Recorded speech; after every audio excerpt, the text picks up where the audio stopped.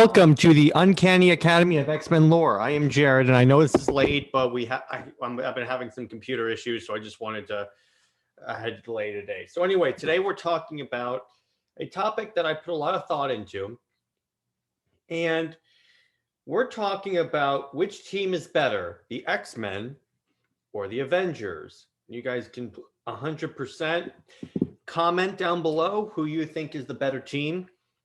And I have a couple of points on this. So first, to start off, I'm going to explain both teams. Give you guys a context, but I'm in this office because my computer broke and I'm getting a new screen. So anyway, so the X-Men are basically all the main mutants in the Marvel world. And by mutants, I mean they get their powers through a genetic mutation. This is where you get like Wolverine, Psylocke, Apocalypse, the Phoenix, Beast, all those characters. The Avengers are basically the Justice League of the Marvel Universe. You have Iron Man, Captain America, Thor, basically any Marvel hero, because at this point, most Marvel heroes have been Avengers at this point. So now, let's talk about why I think the X-Men are better. That's just me coming from an X-Men fan team. So first, we're going to talk about the fact that on the X-Men team, there are more like insanely god tier powered characters, such as you have Storm, who controls the entire weather. Conceivably, what she could do, say they went to war with the Avengers, and it turned out, and this is how AVX should have turned out. The Avengers are flying in a Quinjet right toward Krakoa. Then the Storm, all she has to do is create a hurricane out of thin air. The Quinjet goes down, problem solved. That's it. We have Phoenix, who gets her power from, she's basically the personification of creation itself, I think it's life itself. So you got a character that conceivably has the powers to like do anything practically. Speaking of do anything, then you also have Wanda Maximoff, the Scarlet Witch, who, House of M fame, rewrote reality itself. She created a new timeline, new world, new everything. And yeah, it's just when you look at the X-Men characters, they have more people that have the capacity to rewrite reality, which I think is insane. Second point, particularly now, the mutants have more of a united front. So what I mean by that is that basically all the mutants are in Krakoa, and they're all being one people. Where when you look at the Avengers, they're constantly fighting each other. Look at Civil War 1 and 2.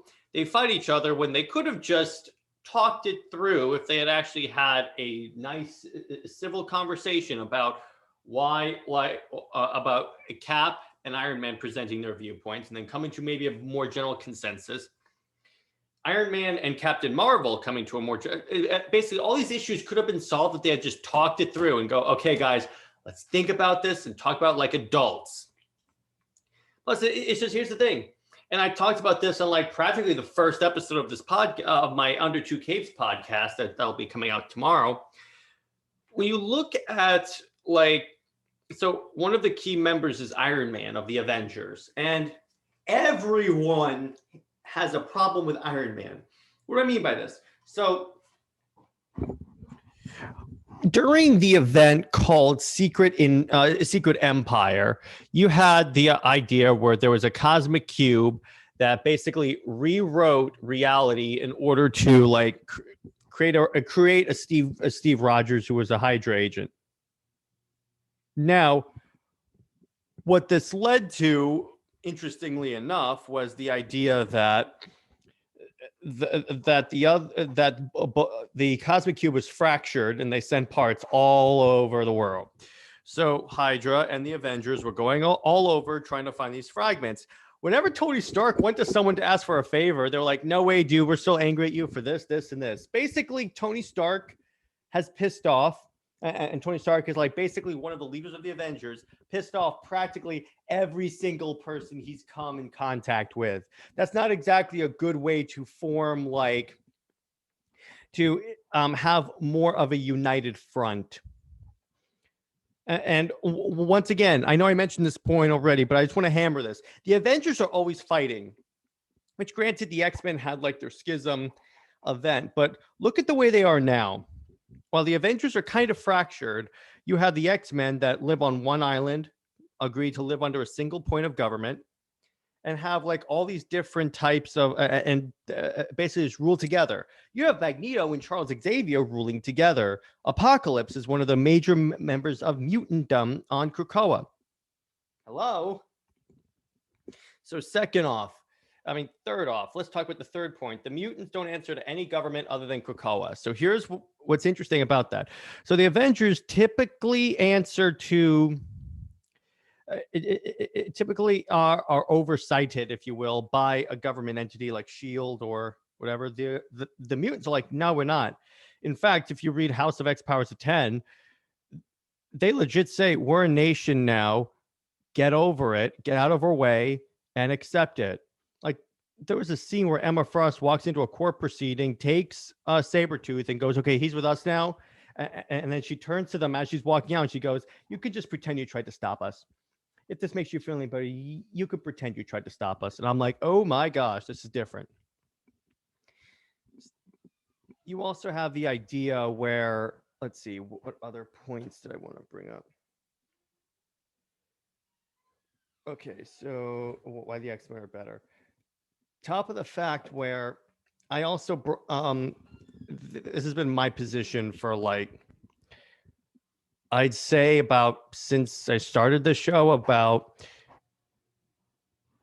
all the really, and you could disagree with me on this, but all the really big stories of Marvel are in some way tangentially associated with the X-Men, which is kind of weird considering that for the longest time, Marvel has been like shuntering the X-Men to their own little world and going, no, we don't really care about them right now. Please like the Inhumans.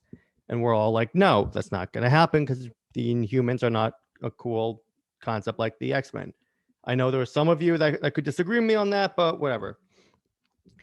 So let's see.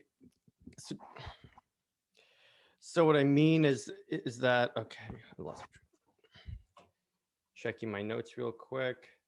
Yeah, so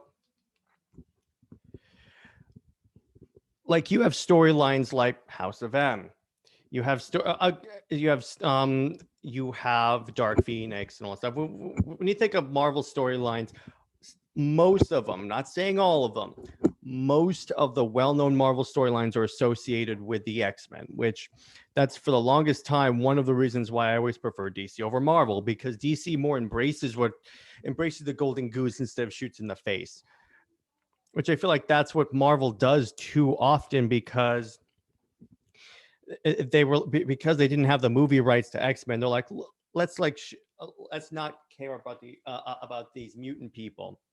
Where DC is like, okay, so Batman, Batman makes us enough, the most money, 80 books on Batman, or associated with the Bat like mythos in some capacity, or like Green Lantern, or like any of their big franchises, they give a lot of attention to it. Where Marvel's like, nah. So anyway, going back to what I was talking about, why the X-Men are a better team than the Avengers is that, well, first off, you also have, I think, a better like breakdown of the team structure, and I talked about this in my episode on the storyline Second Coming, which is one of my favorite X-Men stories of all time, where so they're trying to protect Hope Summers and get her back to Utopia at the time. So this is the first time mutants have resided on an island. So they're fighting, and then what's really cool is that they have like the idea where like X Factor's doing their own thing, X Force is doing their own thing. In other words, I know the Avengers have their own teams, but I feel like with the X-Men, it's more organized and more effective than the Avengers. Plus the fact, I think the mutants are just better superheroes than the Avengers, because the Avengers seemed a little too full of themselves because, like I said, they're the premier Justice League like team of Marvel. Where look at the X-Men. Ever since their publication history, they're designed to be like an analogy for racism. And what I think, and the thing about that is that that essentially means that the X-Men are protecting a world that hates them and sees them forever as a threat. So they're protecting the Earth despite the fact that this Earth hates them. Where with the Avengers, they're protecting the world, and the world, for the most part, loves them. So I'm like, okay, that makes them a better philosophical hero too, as well. Another reason why I think that the X-Men are a better team is there's more variety of abilities, because look at the Avengers. Most of them are like super soldiers or guys in suits. There's a few of them with, and this relates back to my first point. There's a few with god tier powers like Thor, but look what you have with the X-Men. Okay, so you got Wolverine. He has the adamantium claws or bone claws, depending on your origin. And he has the power to practically heal from anything. Speaking of healing, Deadpool. Deadpool is a mutant. So at that point, when you're looking at the fact that they could heal from anything, Deadpool, there's been storylines, I believe, where Deadpool's head got like chopped off or something like that. His body grabbed it, reattached it, and it healed, and he was fine. He's good to go. You're not going to be able to stop a person like that. Second off, you've got, I talked about the Phoenix, but talk about this. Look at Charles Xavier. Okay, so there was this one storyline, there was this one part of House of X Powers of 10 that really stood out to me that I think hammered in this point. It's when he's announcing that the mutants are going to live on Krakoa and just be like their own people from now on. So he telepathically basically calls every single person on the planet pretty easily through Cerebro, and basically says, okay, so we're a nation now. All the mutants are perfectly welcome to come here. Everyone else, stay out and don't mess with us. There you go. Charles Xavier is a badass.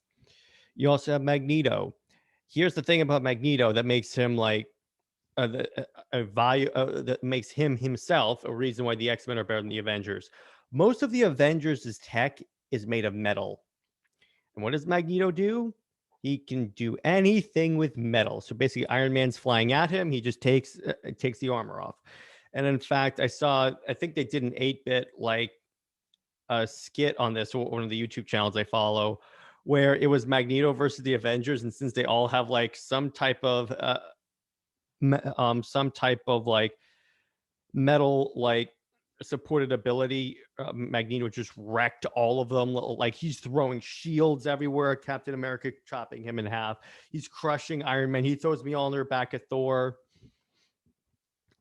And it's like Hawkeye, because he can fire the bow and arrow, but Magneto can stop the arrow and then deflect it right back at Hawkeye. You're not convincing me that like Magneto is that the Avengers are a better team.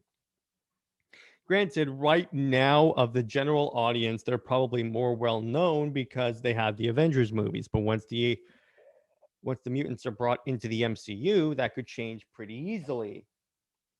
Next point, let me check my notes. The mutants don't have to answer any other government. That goes with the whole. Let me put it this way: they did Civil War now, except the mutants had to register. They just say no, try and make us. And we saw what happened with Civil War 1.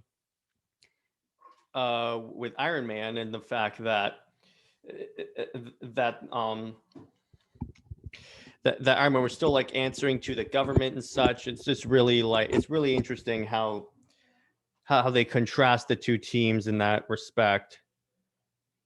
Let's see, United Front. I've already talked about that because it seems like every Friday the Avengers are fighting, and more god level heroes. I mentioned that. Let's see what else. And okay, so plus I think here's the interesting part, and this goes back to a previous point I made. But the X-Men are routinely are almost wiped out. Now, what I mean by that makes them a better team is that they're more like, I guess they're more careful about what they do. And what I mean by that is that since they're constantly under threat, historically, obviously before the Krakoan thing, because I'd argue that they're more powerful now because they're more united.